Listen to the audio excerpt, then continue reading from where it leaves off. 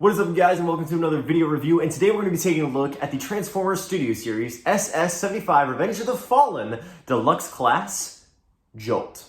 And before we take a look at the figure proper, we must first take a look at Jolt's Electro Whips. Now, you can see they're just cast in a nice light gray, or gray. They're gray. They're gray plastic. No stretching for these unless you really want to potentially break it. I don't. But some nice mechanical detailing. I wish there was some blue paint on here. These tabs are for them to insert onto the side of the vehicle, and then these are for the robot mode. You just take one of the fingers out and put these in. Wish there was some way to make them come out of the hands other than that way, but unfortunately there's not. So now that we've taken a look at his accessories, let's take a look at the figure himself. And here we have the Transformers Studio Series Revenge of the Fallen Deluxe Class Jolt out of his box and in his Chevy Volt mode.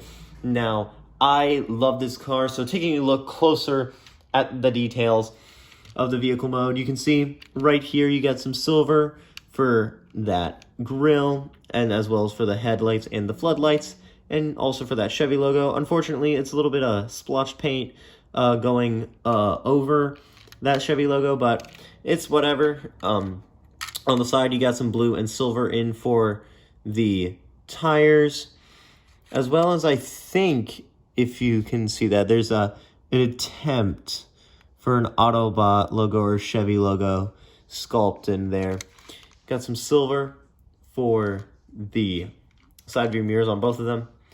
Some nice red for the tail lights. Some black for the section surrounding the Chevy logo, which is picked out in silver. Some red for that other tail light, and all the tires are free spinning. So let's get some size comparisons in here and take a look at how he scales up with some more Studio Series figures. And taking the Studio Series Revenge of the Fallen Jolt off to the side, let's get him next to someone else, the Studio Series Dark of the Moon Dino, the Studio Series Last Night Hot Rod, and the Studio Series Revenge of the Fallen RC. And getting Jolt back into the center frame, let's get him from looking like this to looking like this. And this guy's just kind of alright. So taking a closer look at the details of this figure and straightening him out just a little bit. A nice head sculpt on this guy, if it'll focus. Nice head sculpt, got some silver for the mouth plate, some nice metallic blue for those eyes. Got some metallic blue that's going on top of the head as well. Some silver for the turbines and for the chest area just in general. Some nice sculpted in detail. I love the tires and how they're sculpted into the legs and the knees. Some gunmetal paint on the thigh. Some windshield plastic for the thigh as well. Some gunmetal on the ankles. Some nice just things just going on in here. You got some silver for those wrists. And there's the back of the figure. All in all, not a bad figure. Just wish he had a little bit more of this articulation. So you got the head on a ball joint. He can wiggle waggle, can look up that far, can look down that far. The arm is on a butterfly joint, or is on a ball joint, so it does have that butterfly aspect to it. Can go up that far and in that far. Got a little over 90 at the elbow. Wrists do not swivel, missed opportunity.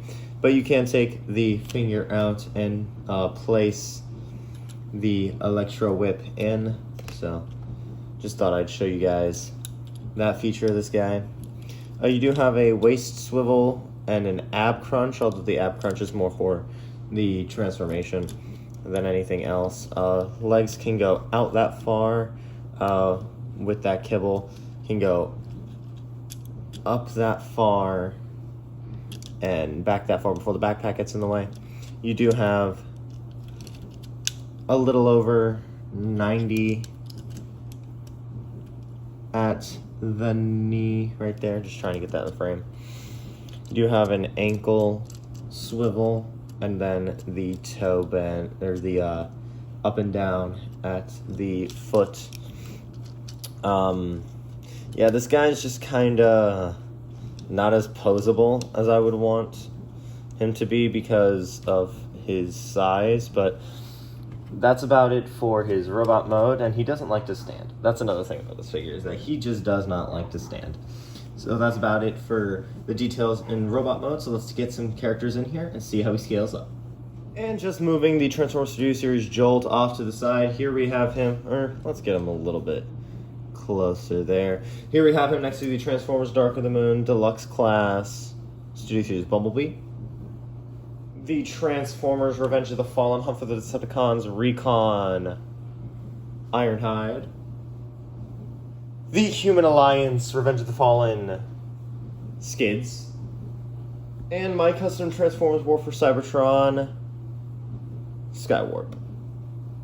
And that about wraps it up for this review, the Transformers Studio Series Revenge of the Fallen Jolt. Now, this guy is just the definition of mid. I mean, I have no real qualms that are like super gripey, other than like the shoulders can't really hold up the position on the figure. The figure doesn't like to stand all that well. I can't wait for a masterpiece version of this character, because I hope it's third party, because I think that the third party companies can absolutely nail this guy. The problem is just mainline is never going to be able to get this guy the way that he deserves to be made, which is unfortunate, but is the sad reality of life, is that this guy is not a mainline toy. It's not, you can't put this guy in a mainline and expect it to be good. But that's about all I have to say about this figure. I'll leave a link down in the description below where you can get one for yourself if you like it. And if you like this video and you want to see more, hit the like button, subscribe to the YouTube channel. Here's your second reminder to please leave a like, and I'll see you all in the next video review.